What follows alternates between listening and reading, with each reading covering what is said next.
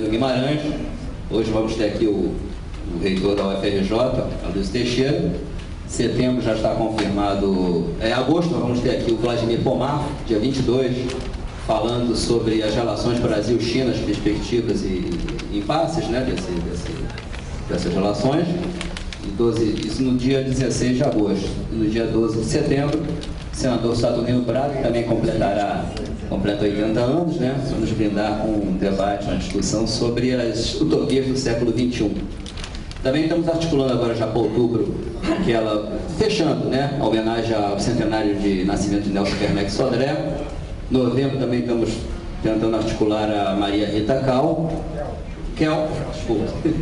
E talvez começo de dezembro, vamos ver o Leonardo Borges, mas tudo isso eu vou mantê-los informados através dos e-mails. Inclusive vou pedir, por favor, circular aqui para vocês, quem não estiver recebendo ainda os e-mails do Instituto Casagrande, do jornal, vai dizer, por favor, coloquem aí em letra legível, por favor, né, o nome, um telefone de contato e um e-mail para que nós incluamos na mala direta e vocês possam estar sempre informados do que a gente está fazendo aqui, né.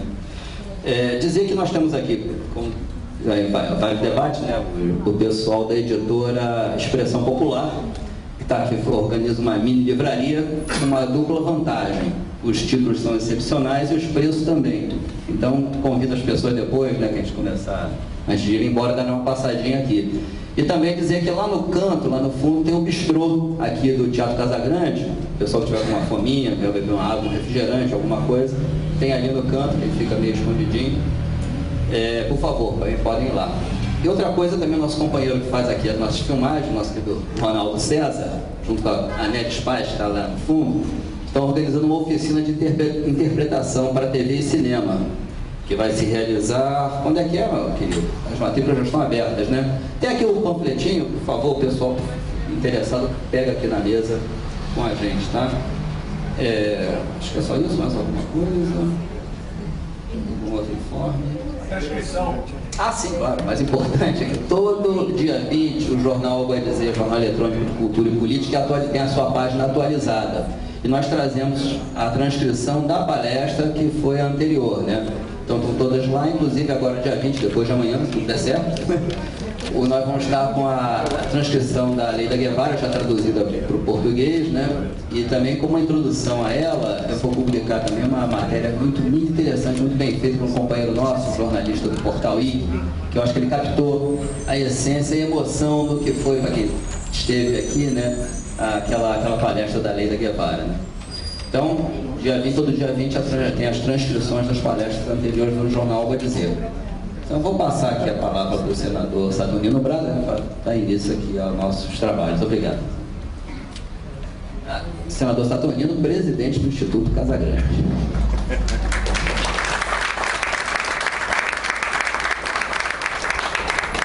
Boa noite, amigos. Estamos realizando mais uma palestras desse ciclo que tem nos motivado bastante. Agradecemos a presença de vocês, que constitui o maior estímulo a que possamos dar continuidade a esse ciclo.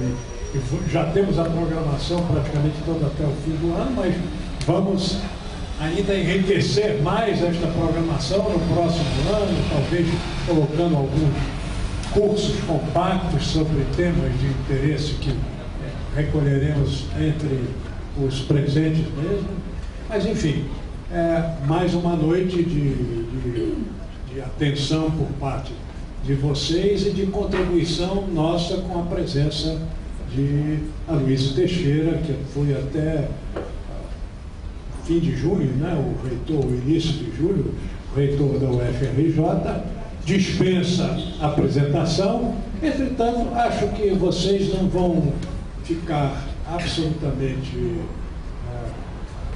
zangados comigo se eu pedir a Maria Luísa, a professora Maria Luísa, que, em 2 palavras, faça também uma apresentação sobre Aloysio Teixeira. Obrigado.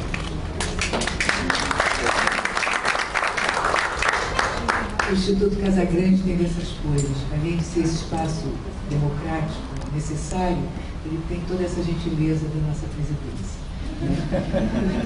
Eu tenho a honra de participar desse instituto, junto com nossos amigos, E eu pedi hoje para participar da mesa, fui aluno do professor Aloysio, e ele acaba de sair da universidade, da reitoria da UFRJ, deixando aprovada a cota para o ensino público, né? E o Enem como acesso à maior e mais importante universidade do Brasil. O professor Aloysio, eu gostaria de lembrar, ele foi reeleito em 2007 com 89% dos votos, né? Ele, depois de 98 ter sido impedido de assumir, ele foi eleito com a adesão do corpo acadêmico, tanto dos servidores quanto dos alunos e dos professores, né? Então, eu quis fazer essa introdução, professor, porque eu gostaria de o senhor agora, com essas, saindo e assumindo, ele agora assume a coordenação do Fórum de Ciência e Cultura da UFRJ, um lugar importantíssimo que faz o diálogo da cultura da universidade com a sociedade. Esse não é um lugar pequeno, e nós vamos saber do professor que finalidade ele vai dar àquele prédio da Praia Vermelha, ao lugar do Estado Canicão. Vamos saber essa coisa, como é que ele vai fazer esse diálogo da cultura. Aparentemente é que ainda é um pouco trabalho da universidade com a sociedade. Então, professor, com a palavra. Obrigada.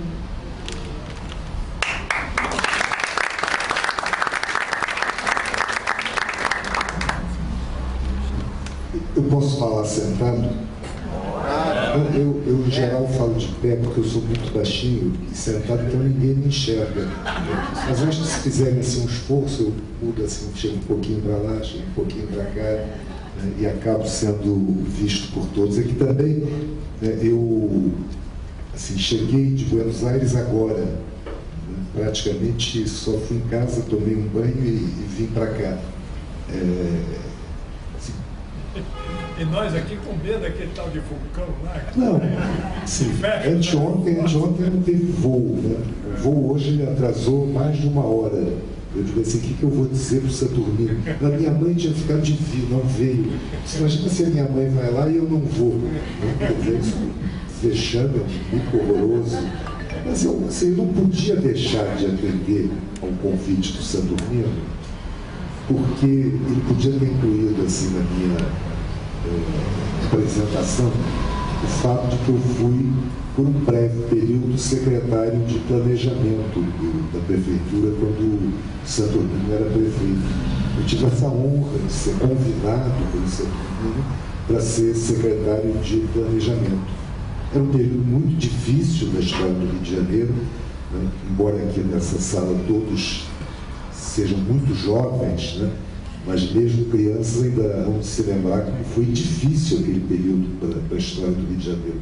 E difícil por uma conjunção política que era adverso ao exercício do governo municipal por um prefeito Saturnino.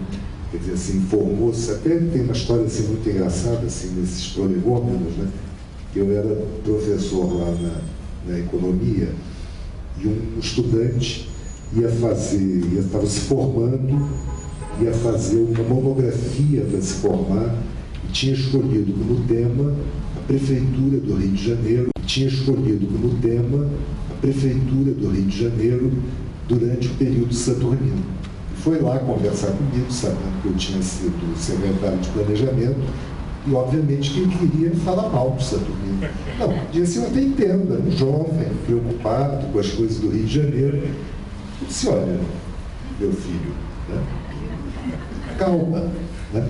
Aí comecei a conversar, não quis influir muito, mas organizei assim uma série de entrevistas em que ele pudesse conversar com as pessoas que haviam participado daquele processo político do Rio de Janeiro. E, obviamente, no final, ele tinha uma ideia inteiramente diferente daquela com que ele havia começado. Ele foi construindo uma nova ideia sobre o que tinha sido aquele período do Rio de Janeiro. E é isso, quer dizer, o Saturnino me honrou com esse convite, Depois eu saí, fui para o Ministério da Previdência, que o Renato me chamou, essas confusões da vida. Então eu não podia deixar de estar presente hoje aqui, para participar dessa discussão. E, além do mais, chego aqui e, assim, a sala está repleta de pessoas que eu conheço há algum tempo. Quer dizer, não muito, porque somos todos muito jovens, mas assim, é um tempo suficiente para a gente ter, com muitos, algumas histórias juntos. Não é? Agradeço, assim, a presença das pessoas da universidade que vieram aqui, né? O professor Luiz Afonso, que era pró-reitor de pessoal, durante 18 anos em que eu fui reitor, a Paula do Sistema de Bibliotecas, a Vera, o Franco, o Ricardo Medronho, que está ali meio escondido, que era do Conselho Universitário esse tempo todo, o Teotônio tem trabalhado com a gente na universidade, e para não, assim, se eu for citar nomes, certamente vou acabar esquecendo uns e trocando outros, que também é próprio da idade, né? Eu deveria ter vindo aqui, sim, é importante a gente estar aqui nesse espaço, né? Esse não é um espaço qualquer, esse é o território livre da democracia, sempre foi. Nós, o Moisés me permite dizê-lo, nós o construímos assim no período mais difícil da história brasileira, ocupando aqui não só como uma atividade cultural, mas como uma atividade política relevante na organização da resistência à ditadura militar. Então, assim, estar aqui presente é honrar essa história do Teatro Casa Grande e hoje do Instituto Casa Grande. Eu deveria ter vindo quando era reitor, né? Nós, o Setorino convidou, chegamos a tentar acertar uma data, mas acabou que as agendas não coincidiram e não foi possível, né? E eu, assim, já não sou reitor da universidade. Até fico assim um pouco constrangido, não muito, porque eu não sou de muitos constrangimentos nessa hora, assim, mas fico um pouco, talvez o reitor atual devesse ter sido convidado para falar sobre os planos dele. Ele, melhor do que ninguém, poderá dizer o que a universidade pretende fazer com o Canecão, com o Bingo, com a Praia Vermelha, com o Palácio Universitário. E a única coisa que não poderei falar sobre assim, o que a gente pretende fazer no fórum, e acho, Moisés Sandomiro, que a gente devia pensar uma programação conjunta, não é, do Fórum de Ciência e Cultura com o Instituto Casa Grande, para ampliar o espaço da discussão, que é muito relevante. Não é? Mas, de qualquer forma, né, assim, como ex-reitor, eu já começo assim, a me distanciar daquele período e, portanto, com alguma capacidade de ter um olhar crítico sobre o que aconteceu. Né? Isso é importante, quer dizer, particularmente para nós que temos uma pretensa atividade intelectual, isso é importante. Digo assim, ficar 8 anos na reitoria é muito tempo, né? Porque a gente acaba se confundindo com aquilo que é o espaço do nosso trabalho. Isso é complicado para a atividade intelectual. Quer dizer, no início, tudo que a gente faz, a gente olha criticamente, né?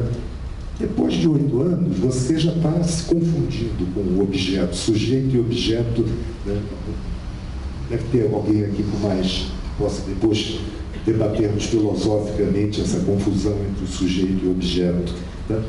Mas, e olhando com um olhar crítico, digo assim, eu tenho, como ex-reitor, né, como alguém que, portanto, que durante não apenas 8 anos, mas como Maria Luísa lembrou, né, durante 13 anos, porque depois de não ter sido nomeado reitor em 98, ficamos 5 anos construindo o processo que nos levaria a ficar 8 anos na reitoria. Tipo assim, nesses 13 anos eu me dediquei intensamente à questão da educação superior no Brasil. E eu tenho a obrigação de compartilhar essas ideias, não apenas dentro da universidade, o que fiz nesses 8 anos. Certamente os meus colegas da universidade que estão aqui presentes não ouvirão nenhuma novidade da minha parte, mas eu tenho a obrigação de compartilhar com a sociedade, submeter essas ideias à crítica da sociedade, porque, em última instância, é para a sociedade que a universidade existe, não apenas para a autossatisfação das suas comunidades internas. Né? Então, assim, E esse é um momento importante para discutir essas ideias. Não é? Eu vou confessar para vocês podem fazer assim, um ar de surpresa, dizer, mas não parece. Não é? Eu entrei para a universidade em 1963, como estudante, claro, como estudante. Não é? E podem dizer, pô, mas não parece, está tão jovem, né? Eu fico feliz quando dizem isso. Né? Então, assim, mas eu entrei em 1963, quer dizer, já são quase 50 anos que eu estou na universidade. E nesses 50 anos, não vivemos em momento nenhum, mesmo no início dos anos 60, quando a gente lutava por uma reforma universitária, uma situação tão favorável à criação de verdadeiras universidades no país. E essa, na verdade, é a minha hipótese quando eu olho o sistema de educação superior. Quer dizer, as primeiras instituições de educação superior foram criadas no Brasil em 1808, que foram as duas faculdades de medicina, a da Bahia e a do Rio de Janeiro. Quer dizer, portanto, em 1808 já lá se vão 203 anos. Né? As primeiras universidades datam do início do século XX. Quer dizer, a primeira universidade criada por uma lei federal, que foi a Universidade do Rio de Janeiro, foi criada com esse nome em 1920, né? É dessa data. Quer dizer, 1920 já tem 91 anos. Houve outras experiências anteriores que não frutificaram, mas todas do início desse século. Pois bem, então assim, mesmo que a gente considere a data mais remota, que é 1808, né, passaram-se mais de 200 anos, e nesses 200 anos nós não conseguimos criar verdadeiras universidades. E hoje, nesses últimos poucos anos, estamos tendo condições de avançar nessa direção, sob um risco muito grande de que, mais uma vez, nós soframos uma derrota. Esse diagnóstico não é novo. Quer dizer, vários educadores brasileiros, desde os anos 20, desde os anos 30, formularam essa hipótese de que nós não tínhamos verdadeiras universidades. Não é? Houve duas experiências importantes na tentativa de reverter essa situação, e eu vou mencioná-las. Uma foi a Universidade do Distrito Federal, criada em 1935, sob a liderança de Anísio Teixeira. E a outra foi a Universidade Nacional de Brasília, em 1960, num processo liderado pelo Darcy Ribeiro e também pelo Anísio Teixeira. Eu posso falar bem desse Anísio Teixeira porque ele não é meu parente, né? Embora Bahia, esse Teixeira do meu nome também tenha vindo da Bahia, mas vieram de cidades diferentes, quer dizer, não conseguimos localizar, eu e os filhos do Anísio Teixeira, nenhum laço de parentesco. Então eu me dou o direito de elogiá-los. E vejam bem, ambas essas experiências, a da Universidade do Distrito Federal em 35 e a da Universidade Nacional de Brasília em 60, foram frustradas pela mesma razão, a incompatibilidade entre o necessário clima de liberdade e autonomia que deve presidir a existência de uma universidade e as ditaduras existentes nessas épocas. Quer dizer, de 35, né? Foi em plena ditadura getuliana, né? E o Estado Novo acabou com aquela experiência, e a de 60 foi interrompida pelo golpe de 64. Nós, né, a comunidade universitária em geral, pelo menos a sua parcela mais progressista, né, nós nos queixamos muito da falta de recursos do sistema universitário público federal e da falta de autonomia. São problemas verdadeiros. Nós também reconhecemos que a universidade brasileira é profundamente elitista, né? E isso é uma constatação que vai além da análise da composição social dos estudantes que frequentam a universidade. Ela é elitista porque menos de 15% dos jovens entre 18 e 25 anos estão matriculados no Brasil em instituições de ensino superior. E menos de 5% dos jovens nessa faixa etária em instituições públicas, que são aquelas que, como norma geral, garantem um patamar mínimo de qualidade em suas atividades. Então, vejam bem, 15% é muito pouco. Para vocês terem uma ideia, a média da América Latina é de 32%. Porque nessa média entram países que certamente têm um grau de desenvolvimento econômico e social que pode ser considerado inferior ao do Brasil. Países como os Estados Unidos, vários países da Europa e da Ásia, já são mais de 60% dos jovens cursando instituições de educação superior. Eu assim, para gáudio da plateia, mostro, em Cuba são 90%. Não é, Deus? Mas Cuba é uma outra coisa. Tá? Então, assim, Cuba 90%. Assim, é claro, né, mas se a média da América Latina é 32%, o Brasil tem 15%. Isso é muito significativo. Né? Então, assim, a gente reconhece isso. A universidade é elitista. É uma universidade tardia. Né? As primeiras universidades datam do século XX. Mas, em geral, a gente não consegue, nós não conseguimos nos perguntar e responder de uma forma eficaz por que as coisas aconteceram assim no Brasil. Né? E, ao fazer isso, né, não ligamos a análise que fazemos da situação da universidade brasileira à situação geral do país. E, assim, é a minha outra hipótese que esse quadro ridículo de cobertura educacional é, na verdade, uma outra face de uma mesma moeda que se apresenta de diferentes maneiras que a gente queira olhar. Né? Assim, às vezes a gente tem boa vontade, não, a culpa é do capitalismo, a culpa é do imperialismo, a culpa é da globalização, todas essas coisas são muito ruins, eu não gosto de nenhuma delas, nem do capitalismo. Né? Mas, assim, por que no Brasil é assim? Em países igualmente submetidos à lógica do capital, igualmente submetidos à dominação imperialista e ao processo de globalização, tem 30%, 40%, 50% dos jovens cursando universidade.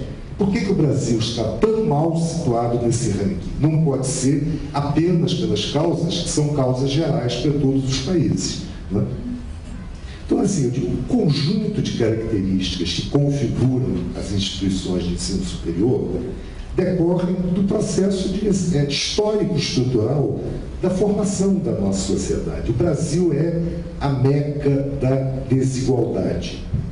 E os traços constitutivos dessa heterogeneidade estrutural que marca a sociedade brasileira nos dão um quadro geral de entendimento de por que a universidade brasileira é desse jeito e não de outro. Tá? É claro, né? Por isso eu disse assim, é histórico-estrutural. A gente podia, claro, né? E, se o Saturnino me convidar, eu volto outra vez aqui para falar do resto da história, mas hoje é educação superior. Não, eu sou muito oferecido, Saturnino. Fica firme aí, eu sou muito oferecido. Ele não vai gostar. Então, olha só. Sim, o que eu quero dizer? O Brasil, assim, a colonização portuguesa tem marcas muito diferentes da colonização espanhola. Na América Espanhola, as primeiras universidades foram criadas no século XVI. Quando os países da América Espanhola se tornaram independentes, já havia, naquela parte do continente, uma rede de universidades cobrindo todo o espaço da colonização hispânica.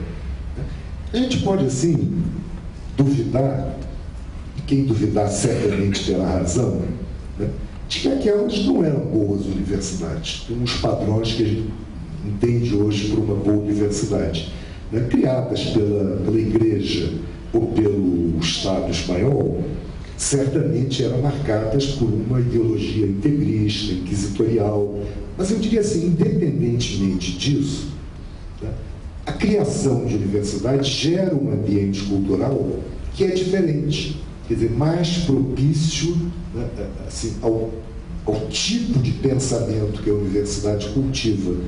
No caso da América Portuguesa, do Brasil, não. A política. Mas esses recursos não podiam passar pelo caixa da universidade, porque se passassem, certamente seriam usados para pagar light ou coisas assim menores. Né? Então, assim, então, o que se criou? Fundações de apoio das universidades. Os recursos saíam do FNDCT e iam para as fundações de apoio. As fundações de apoio não faziam licitação para obras, né? E com isso você podia fazer laboratórios, bibliotecas, prédios, pagavam complementação ao professor. Então, assim, um professor de aramaico clássico, né, que tinha estudado 200 anos, era pós-doutor em aramaico clássico, mas isso não gerava nenhum conhecimento relevante das hard science ou para a tecnologia, morria de fome. Mas o outro ali, que tinha uma inserção numa área tecnológica, ou uma área considerada prioritária, ganhava uma complementação. Então, assim, isso agrava a fragmentação, agrava esse processo interno extremamente complicado, retira das universidades autonomia na decisão sobre pesquisa, porque elas passam a ser feitas pelos órgãos financiadores e pelos comitês assessores que avaliam o sistema de pesquisa. Então, assim, é super bom. Deu certo, deu certo. Quer dizer, deu certo no sentido de que a gente criou, num prazo de tempo extremamente curto, um sistema de pós-graduação em pesquisa considerado de qualidade para os padrões da época no mundo inteiro.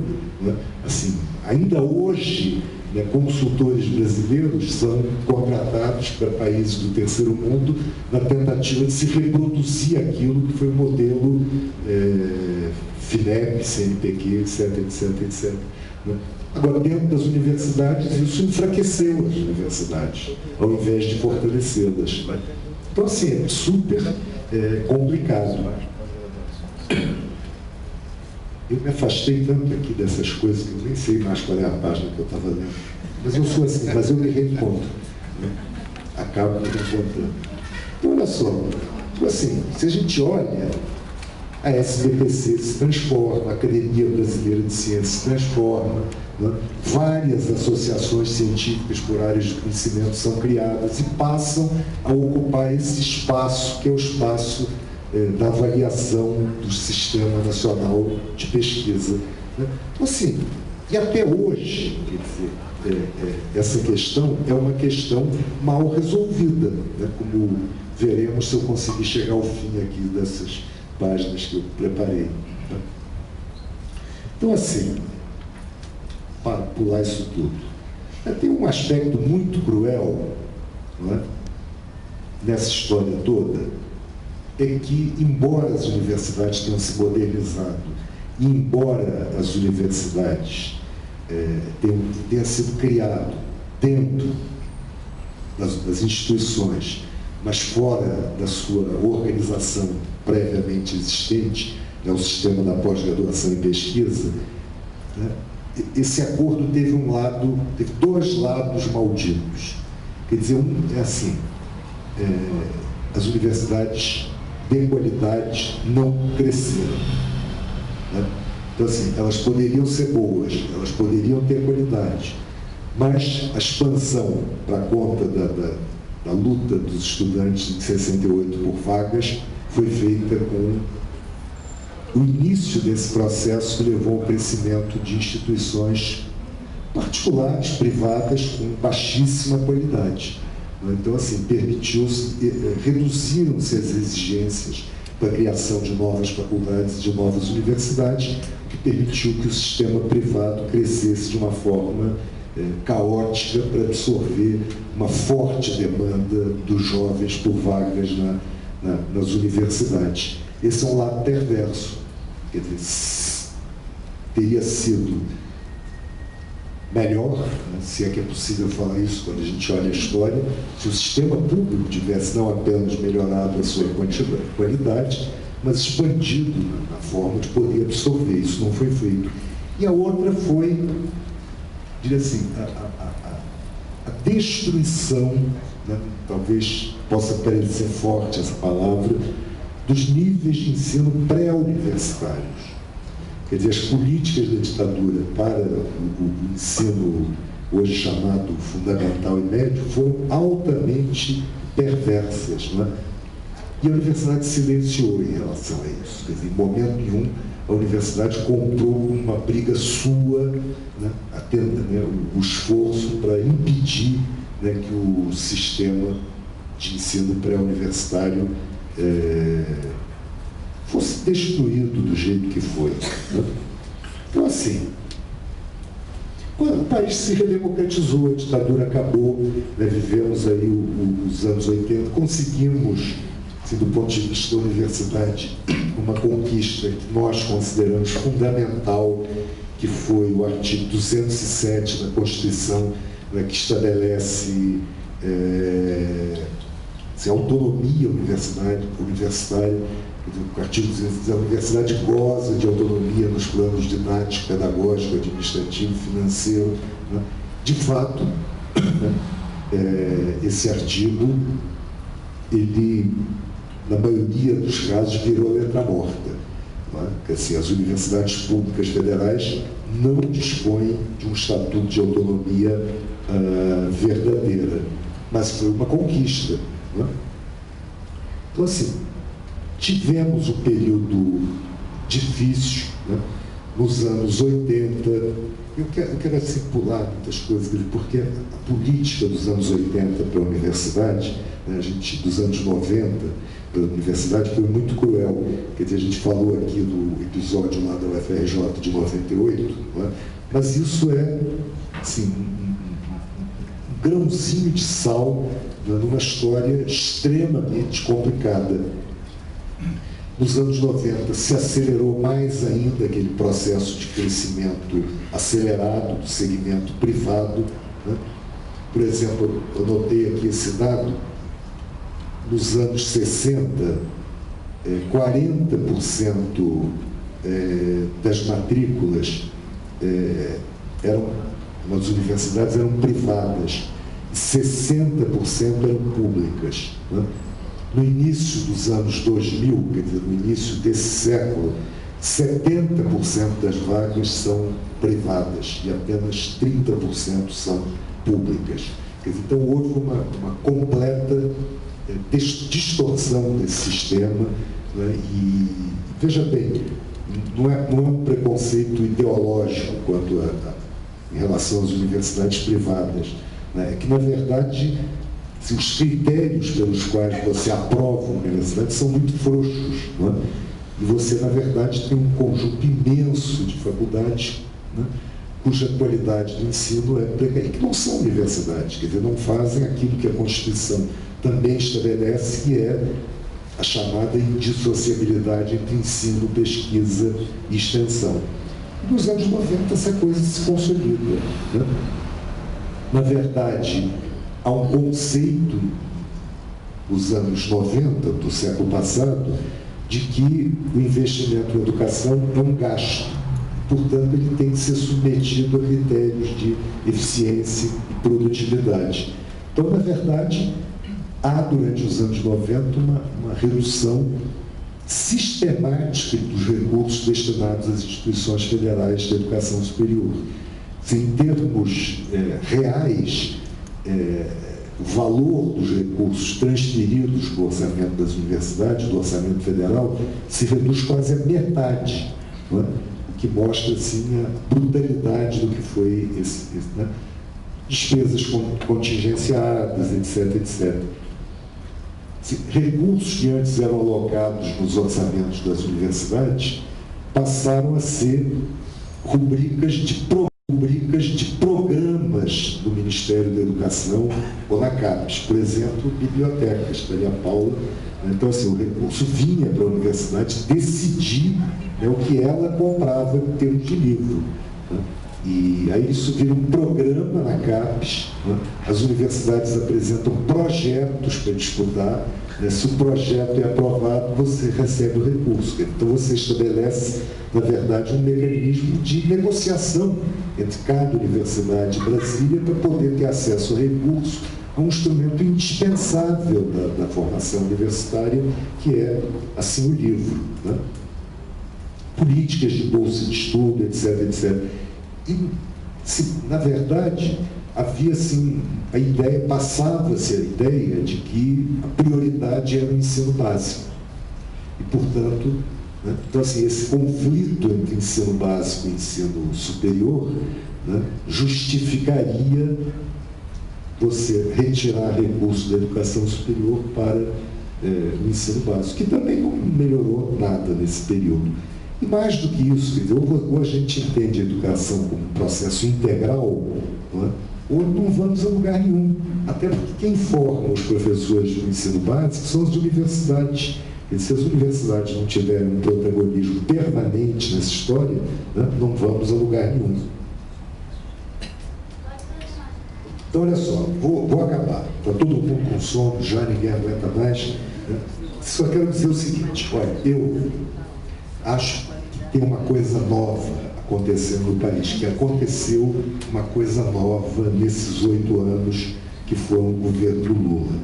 Pessoal, quer dizer, eu não sou do PT, tenho várias críticas ao governo Lula, particularmente, não, sem particularidades. Né? Assim, tem coisas que eu gostei muito, né, da política externa do governo Lula, eu gostei muito. Eu não gostei muito da política social, não, mas não é tema da discussão hoje. Mas no Ministério da Educação, eu acho que se acertou, e particularmente no que diz respeito à educação superior. Primeiro, estabeleceu-se um clima de diálogo que, eu ia dizer assim, nunca na história desse país, mas eu já usei tanto essa frase, né, que não valeu, que eu tenho usado tanto que não vale a pena. Então, assim, mas na verdade, assim, nesses 40, quase 50 anos de participação nas lutas universitárias, assim, nunca houve realmente um clima de diálogo tão produtivo. Todas as questões, todas as decisões do governo em relação à educação superior foram previamente discutidas com os reitores. Né? Os orçamentos foram recuperados. Né? E não só recuperados, como nessa fase recente, houve uma expansão real e significativa dos recursos para a universidade.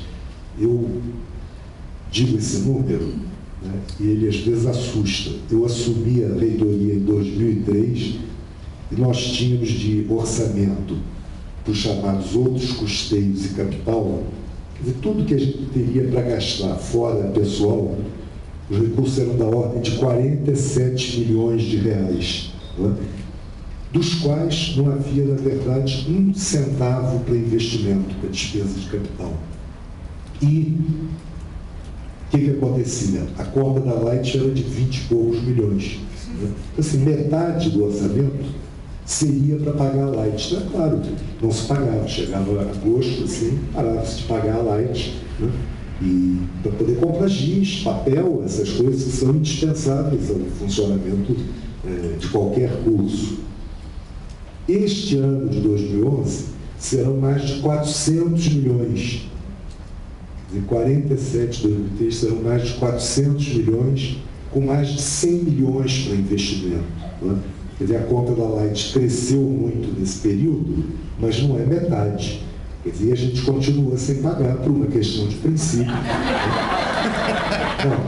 Não, assim, meu irmão, essas coisas a gente não pode abrir mão dos princípios. Chega agosto, setembro, para a Light, vamos fazer coisa melhor com esse dinheiro.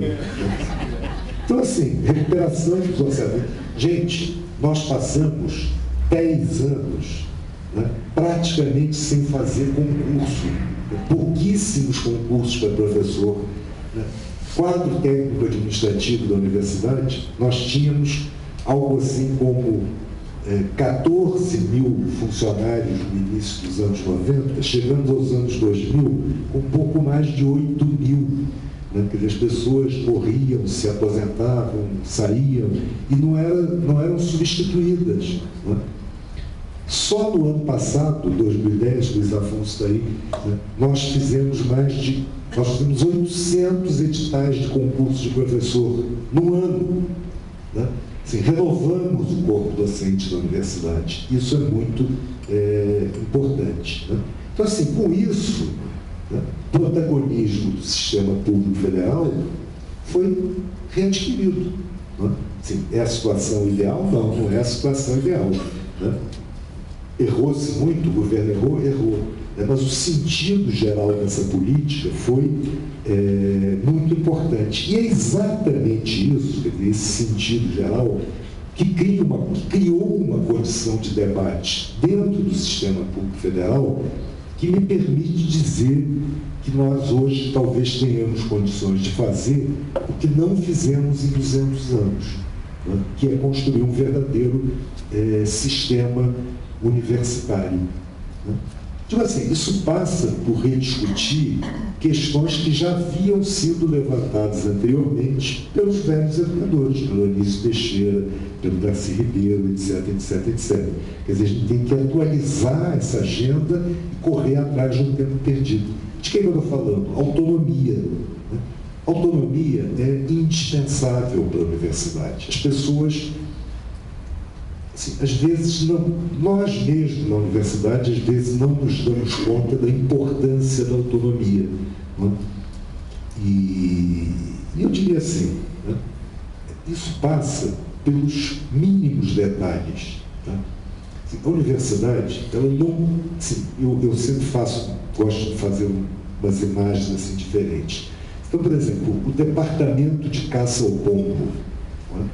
Que é uma repartição pública federal da maior importância. Ela se dedica a caçar pombos. Né? E, é claro, começa o ano, o orçamento está escasso, né, ou não foi aprovado pelo Congresso, aí chegam lá no departamento e dizem, olha, não tem dinheiro para comprar chumbinho, nós vamos adiar o início da temporada de caça ao pombo para agosto. Perfeito. O departamento se ajusta, ficam chateados, não, tínhamos uma programação para maio fantástica, né? Mas se ajeitam. Na universidade isso não pode acontecer. Quer dizer, eu não posso chegar para os meus alunos e dizer, olha, gente, o orçamento não foi aprovado, então vocês, por favor, voltem em agosto, que aí já teremos orçamento. Né? Vocês que têm filhos na universidade, dizer, aquele reitor é um vagabundo, como é que ele diz isso? Né? Não quer nem saber. Né? Assim, a gente faz pesquisa com animais vivos. Né? Não pode chegar e dizer para os animais, olha, gente, acabou a ração, né? Vamos soltar vocês ali no canal do Fundão, virem-se, voltem em agosto para recomeçarmos a pesquisa. Não existe isso. Não é? Então, assim, a gente precisa de ter um estatuto de gestão de recursos que seja diferente do comum isso não é demérito para as outras instituições, mas isso é reconhecer que essa instituição ela tem uma especificidade, uma particularidade que tem que ser respeitada para que ela possa funcionar. E eu não estou nem falando da questão mais essencial, né, que é da liberdade de pensamento. Quer dizer, a chamada autonomia tem que compreender a mais ampla liberdade de pensamento e de discussão. Quer dizer, só assim você forma pensamento crítico. Né? Assim, nenhuma empresa aceitaria, né, que houvesse, sei lá, 2 ou 3 grupos trabalhando dentro dela sobre o mesmo assunto. Isso é um desperdício de recursos. Né? Ou que existissem 2 ou 3 grupos que passam 10 anos fazendo alguma coisa e não chegam a lugar nenhum. Mas isso é próprio da vida universitária. Né? Se a gente pesquisa, não chegar a lugar nenhum, pelo menos a gente já sabe os caminhos que não deve trilhar. Mas ter 2 ou 3 grupos pesquisando a mesma coisa é bom. Né? Então, assim, isso são particularidades de uma instituição que tem que ser reconhecidas e valorizadas para que essa instituição possa se desenvolver. Né? Isso, portanto, é o que a gente chama o Estatuto da Autonomia. Não é? A gente não pode estar submetido, veja bem, a gente tem que estar submetido ao controle social. Queremos estar submetidos ao controle social, mas ele não pode se dar pela mesma forma que se dá o controle sobre outras instituições. Né? Isso aí soma uma outra questão, que é a questão do financiamento. Né? Então, assim, o financiamento das universidades ele tem que ser não só crescente, mas tem que ser contínuo, né? Sem interrupções, para que a gente possa garantir a continuidade dessas atividades que a gente faz o tempo todo. tem que haver, né, isso é fundamental, uma reorganização sistêmica. Isso eu acho que a gente avançou um pouquinho. O que eu chamo de uma reorganização sistêmica? Esse sistema, principalmente o sistema público federal, ele foi criado numa cultura de competição, né? Se os mecanismos da FINEP, do CNPq, botavam recursos, negócios que eu falei na CAPES, das bibliotecas, a gente ia disputar entre nós as cotoveladas para ver quem ficava com o recurso, né? E quem não ficasse ia dançar. A gente tem que substituir isso por um ambiente de cooperação e de complementaridade. Nós temos 5 universidades públicas no Rio de Janeiro, não é? Disputando entre si. Eu, há 2 anos atrás, eu reuni e disse, vamos fazer um vestibular único. O estudante se candidata a uma vaga pública no Rio de Janeiro. Não é?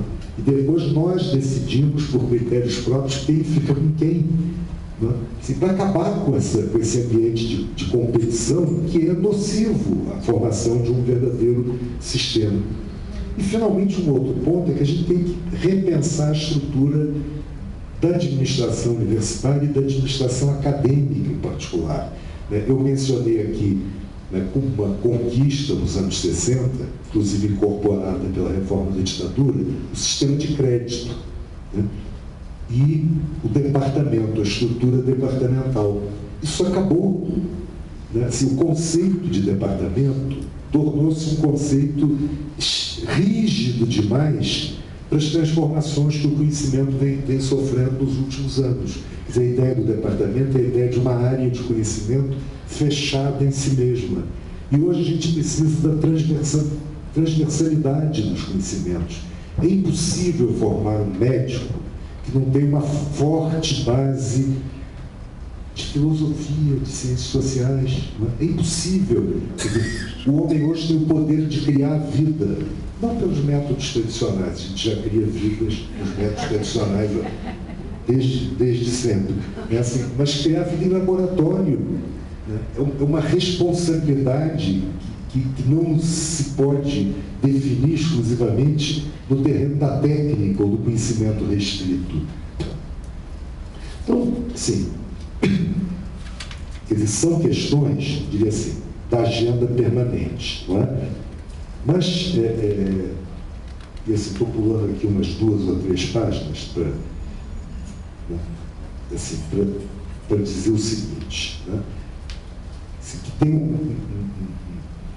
problemas desses que a gente está tratando, que não eram problemas quando o Anísio e o Darcy Ribeiro trabalharam, né? E 2 são fundamentais. Quer dizer, eu mencionei no início, a universidade, a educação superior está deixando de ser uma instituição que funcionava como um filtro na formação de elite. Ela está passando a ser um direito de cidadania. Quando a gente está falando que países de capitalismo central, 60%, 70% dos jovens estão cursando universidades, a gente está falando que a educação superior está adquirindo um estatuto semelhante ao que a educação básica teve em algum momento. Não é? E as universidades têm que estar preparadas para isso. Né? Uma universidade que se configurou uma escola de caleidoscópio, assim, de escolas de formação profissional, não está preparada para isso. Por quê? Porque os jovens não procurarão a universidade apenas para ter acesso, ter uma chave de acesso ao mercado de trabalho. Quer dizer, numa situação que não está longe, em vários países do mundo, a totalidade dos jovens farão universidades. Mas nem todas as atividades humanas exigem formação superior. O que significa que o jovem vai para a universidade para exercer o seu direito de cidadania, para melhorar o seu conhecimento, para melhorar a sua condição cidadã e para trabalhar onde for possível, não é? E não necessariamente como médico, advogado, engenheiro, etc, etc, etc. Então a universidade ela tem que estar capacitada a dar esta formação, não é? Num nível que é importante bastante gente no início do século estava discutindo a linha do horizonte, né, do fim do século, onde é que, como é que essa linha que baliza o caminhamento. E, claro que eu estou pensando em termos políticos, na expressão mais geral. Mas acho que isso devia ser assim quase que um seminário do nosso instituto, né? Um seminário permanente, né, da colocação e da discussão das utopias. Mas antes o Cadu vai dar um informe. Acho que esse foi de maluco. Semana que vem, a segunda-feira, vamos ter aqui o lançamento do último documentário do Silvio Tendler, O Veneno Está Sobre a Mesa, que fala exatamente sobre as consequências nocivas da nossa saúde, né? Sobre esse uso intensivo e indiscriminado dos agrotóxicos na agricultura brasileira. Então é segunda-feira que vem, mesmo horário, 20 horas, aqui lá no Teatrão, né? Que vão passar o filme lá e depois vai ter o debate com o Silvio Tendler, uma técnica da Anvisa e a outra companheira que é do MST, a engenharia agrônoma. 20 horas aqui mesmo. Na ausência do Anísio Teixeira, temos o Aloysio Teixeira, representando muito bem. Né? E o professor disse uma coisa muito interessante, eu já vou passar só, esqueci naquela hora, no início, de falar sobre a graduação interdisciplinar, o bacharelado interdisciplinar, que é o que o senhor está falando aí no final. Bom, perguntas? Aqui.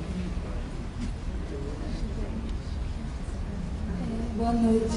Meu nome é Juliana, eu sou estudante do terceiro ano e então, como fica claro, eu estou me preparando para o vestibular. Aí eu vou desvirtuar um pouquinho a tela que você falou até agora um pouco, mas eu queria fazer 2 perguntas que têm a ver com a adoção do Enem. Primeiro, porque assim, a gente começou o ano sabendo que o Enem era usado parcialmente pela FRJ. Aí eu vou me lembrar porque foi no dia do meu aniversário, dia 30 de junho, foi avisado pra gente que ia usar só o Enem.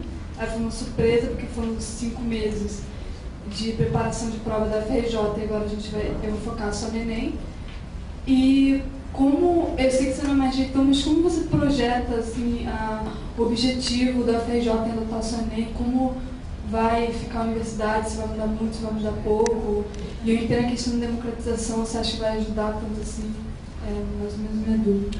Vamos fazer, concorda, Luiz? Vamos fazer uma rodada de 3?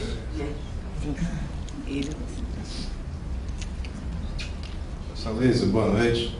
Meu nome é Wallace, eu sou historiador, estive entre 2001 e 2006 na Universidade Federal do Rio de Janeiro. Aproveito inclusive para agradecer pelas transformações que eu presenciei nesse período como aluno da universidade.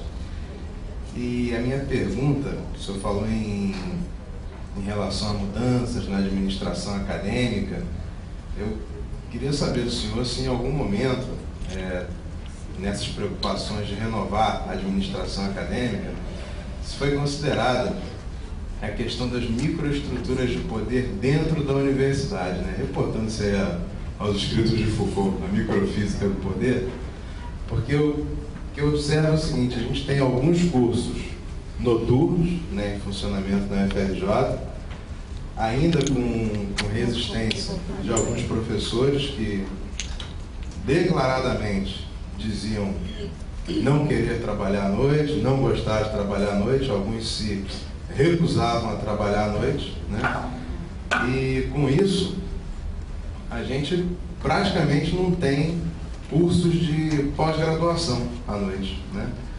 Temos graduação noturna, geralmente quem faz a graduação noturna não o faz por prazer de estudar à noite, mas muito mais movido pela necessidade, né? São estudantes que trabalham durante o dia e só tem o horário da noite para estudar e muitas vezes assim tem desejo de prosseguir nos seus estudos, né, na pós-graduação, mas não tem essa oportunidade por parte da universidade. Eu queria saber como é que esse problema foi tratado, se isso chegou a ser considerado em algum momento. Boa noite, professor. Meu nome é Ronaldo César, sou produtor de vídeo e cinegrafista também. A minha pergunta é o seguinte: eu tenho uma filha de 14 anos e dia vez ela perguntou para mim uma coisa muito interessante, inclusive é um alerta para todos, não só para mim que sou pai, mas para todos os futuros adolescentes, que é o futuro do país. Ela perguntou uma coisa muito séria, eu fico até um pouco emocionado quando eu falo sobre isso.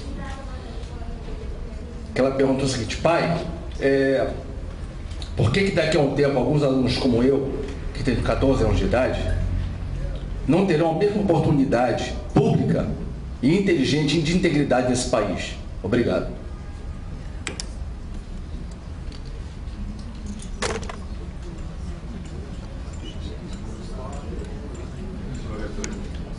Fique à vontade.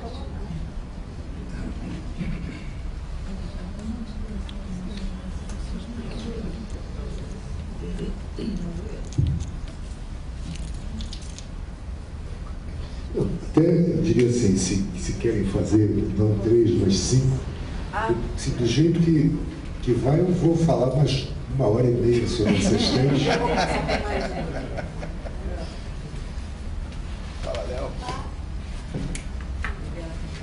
Boa noite, Luiz, boa noite, Camila. Meu nome é Eliane Campelo, faço parte do Instituto Casagrande, sou professora de filosofia do ensino médio e muito interessada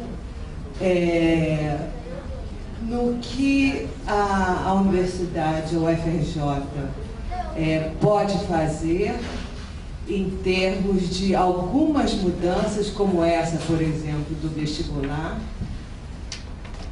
mas sei também de uma outra proposta que a UFRJ tem, de fazer aprovação para ingresso na universidade via média dos alunos durante os 3 anos do ensino médio. Se isso procede, se é fato, isso é muito interessante e causa um impacto assim, direto, grande no ensino médio. E uma outra questão também é que eu não sei, mas eu acho que a universidade deveria, e os professores do ensino médio deveriam estar trabalhando juntos para ver o que pode ser feito, né, para essa calamidade que está no ensino médio.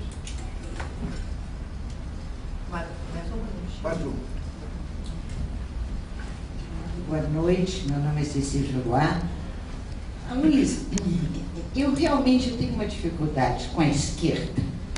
É que a gente não sabe comemorar os avanços e as vitórias. É sempre frustrado. E isso está meio que me irritando um pouco para mim mesma, né? Por exemplo, eu entrei na universidade no mesmo ano que você. E nós dizíamos naquele tempo que 2% da população estava na universidade, que, portanto, nós éramos os privilegiados e, inclusive, teríamos a partir dali uma dívida, né? Por aquele privilégio que nós estávamos desfrutando. Ora, se nós passamos de 2 para 15, nós multiplicamos por 7 esse percentual, e multiplicamos esse percentual por 7 em um momento em que a população brasileira passa de 65 para quase 200 milhões. Né? E eu considero o Brasil, com seus trancos e barrancos, um país que dá certo. Mas a gente não sabe explicar bem como, né?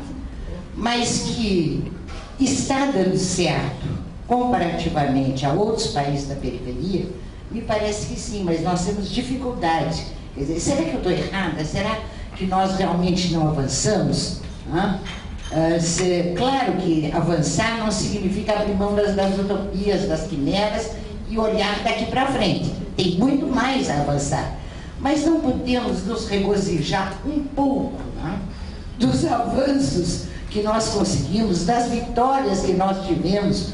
O fato de ter uma primeira Constituição democrática, a de 88, quer dizer, realmente feita democraticamente, conquistada por nós, movimentos sociais, nós estávamos juntos nisso, não é? O fato de ter um operário que chegou à presidência da República, o fato de ter uma mulher ex-guerrilheira que chegou à presidência da República, não serão também grandes avanços, né, da sociedade brasileira? Mas para ficar na universidade eu queria colocar aquele número e saber como é que você olha isso, tá?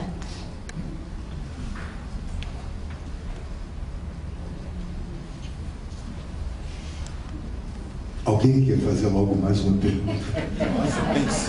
Não, gente, olha só. É próprio, assim, acho, nós de esquerda, não sei, assim, a gente fala das coisas com muita paixão. Não é? E por quê? Porque a gente, quer dizer, não é apenas assim, um exercício intelectual abstrato. Quer dizer, a gente fala das coisas quase a gente dedica assim, a nossa vida. Mas, e às vezes a paixão com a qual a gente fala faz com que o tom das palavras pareça assim, muito peremptório, definitivo, assim, pleno de certezas. Não é isso. Né?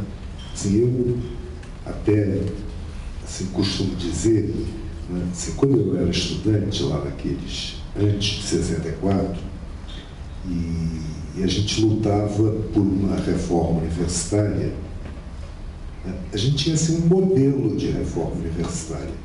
Né? E o que a gente queria? Que a universidade brasileira fosse minimamente parecida com outras universidades que existiam no mundo. Né? Assim, o Darcy tinha escrito um livro fantástico, A Universidade Necessária, a UNE. Né? Assim, Universidade Necessária até um pouco depois. Na verdade, os dois grandes documentos sobre a reforma universitária daquela época foram produzidos pelos estudantes em encontros da UNE, né? Que um foi o encontro de Salvador e o outro foi o encontro de Curitiba. E tinham lá as cartas da reforma universitária produzidas nesses dois encontros que a UNE realizou. Se a participação de professores naquela época, na luta pela reforma universitária, era muito pequena. Né? Assim, nós contávamos nos dedos os professores que tinham uma participação ativa e compromissos com a transformação da universidade brasileira. Né? Então, digo assim, estou lembrando isso para dizer que hoje, ao contrário daquela época, não há um programa de reforma universitária definido. Né? Por quê? Porque a universidade ela está em tela de juízo no mundo inteiro. Né? Assim, não há, assim, dizer, não, vamos adotar os modelos aqui, sei lá, Universidade A, Universidade B, Universidade C.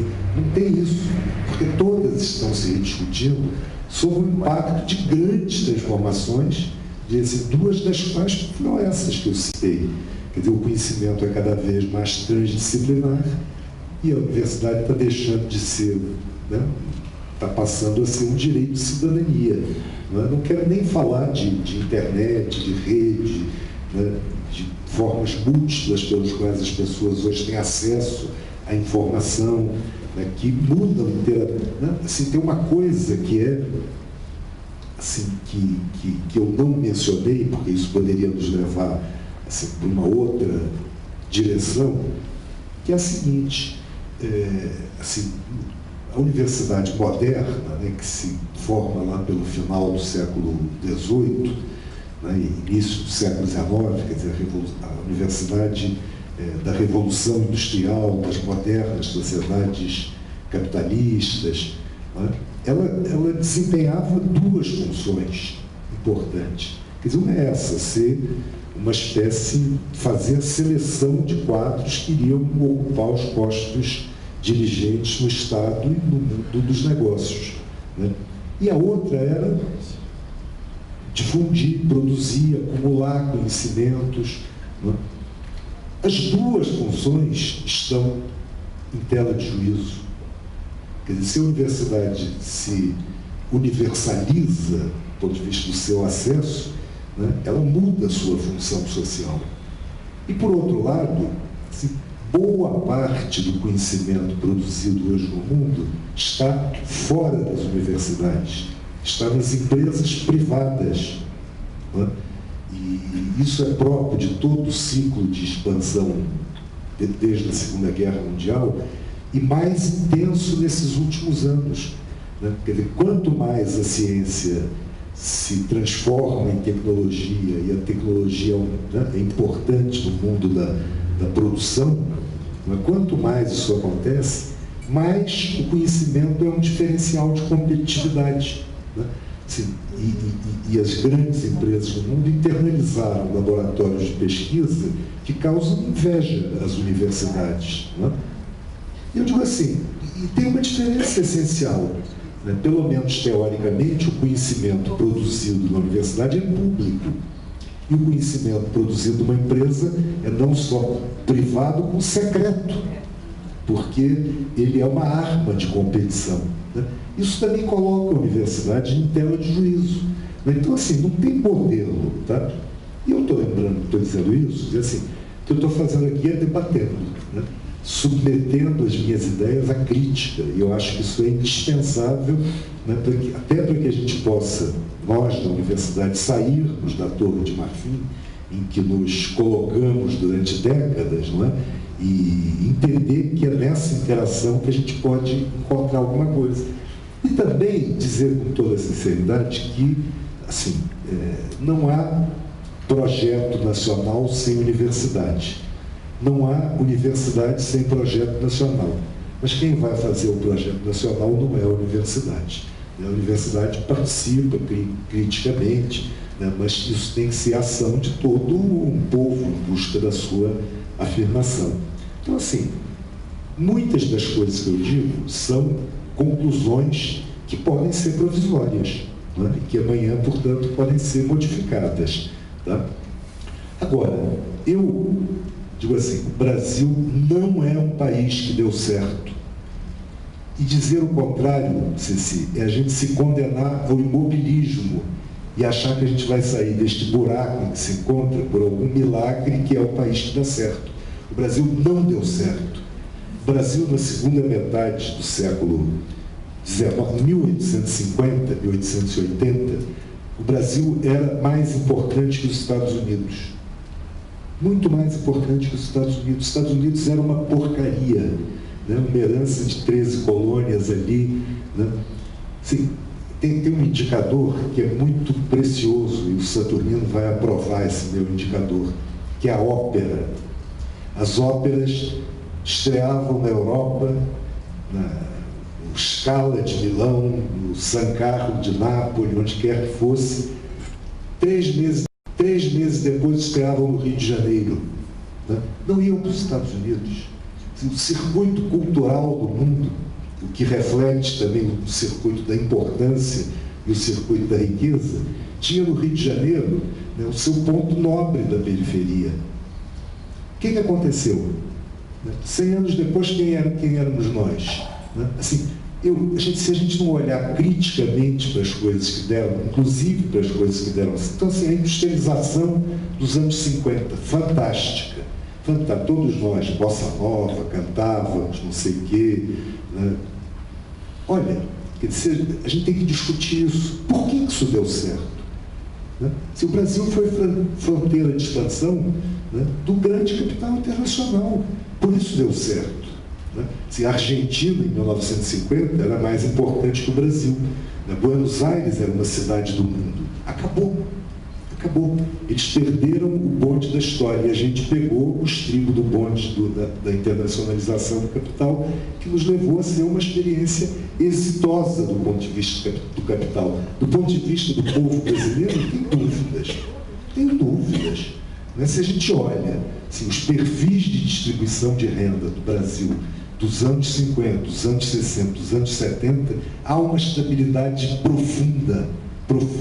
Nós éramos e somos o país da desigualdade. E não avançamos nessa direção com toda a mobilidade social que o crescimento permitiu.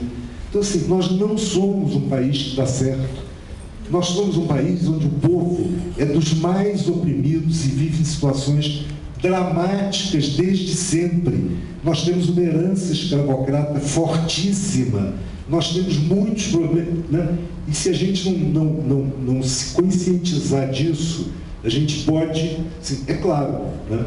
Os outros tinham, sei lá, 20% de jovens na universidade, hoje tem 80%, né? Só multiplicaram por 4. Nós tínhamos 2, temos 15, multiplicamos por 7. Essa aritmética é mortal, porque os outros têm 60%, 70%. Quer dizer, a juventude está cursando universidade e a nossa juventude, como bem falou a filha do Ronaldo César, não tem essa possibilidade. Digo assim, por que não tem? Né?